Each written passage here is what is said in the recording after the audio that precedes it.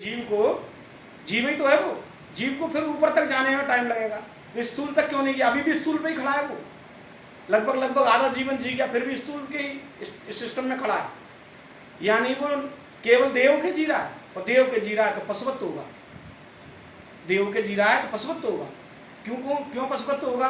क्योंकि उसने विवेक का इस्तेमाल ही नहीं किया। जो उसका दिव्य चक्षु है वो तो अभी तक बंद पड़ा है, और जिनके दिव्य बंद होते हैं वे मन के आधार पर जीते हैं। मन के आधार पर तो पशु भी जीता है। तो देह स्तर पर रहने वाला जीव पशुवत्व होता है। तेन और पशुबिन पूछ विषय।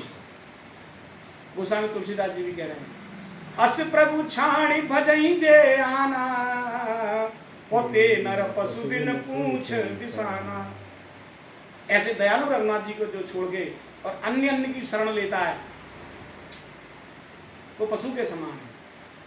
क्यों? उसका ना कोई आचरण होगा, ना उसकी कोई क्रिया होगी। मन के आधार पर जीवन जीने वाला जीव पशु ही माना गया। और भी समझो आप, मन के आधार पर जिएगा तो भी थोड़ा बहुत सुधार हो जाएगा, लेकिन अगर टोटल इंद्रियों के आधार पर जी रहा है वो शुद्ध पशु है। जो केवल इंद्रियों के आधार पर जीवन को जी रहा है वो शुद्ध पशु है। मन के आधार पर गया तो थोड़ा विचार जन्मने लगेगा उसके अंदर।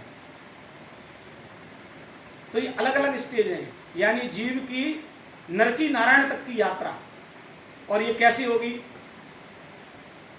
बिना गुरु सदगुरु के तो होगी नहीं, बिना संतों के होगी नहीं। भगवान नहीं कराते। नर से नारायण बनाना भगवान का काम नहीं है।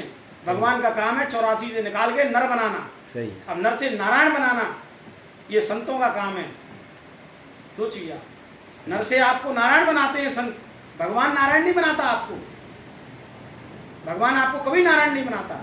भगवान ने तो वो बना दिया है और भुला दिया है अपनी योग माया के द्वारा।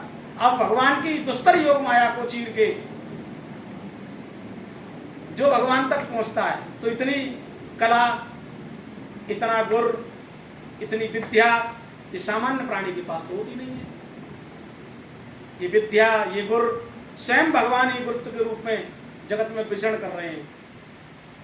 जब तक उनका छुआ नहीं लगता, जब तक उनका टच नहीं हो जाता, जब तक उनका संसर्ग नहीं होता, जब तक उनके प्रति हमारा भाव नहीं जगता, जब तक हमारी श्रद्धा प्रगाढ़ नहीं होती, तब तक हम नर से नारायण नहीं बन सकते और कदापि नहीं बन सकते।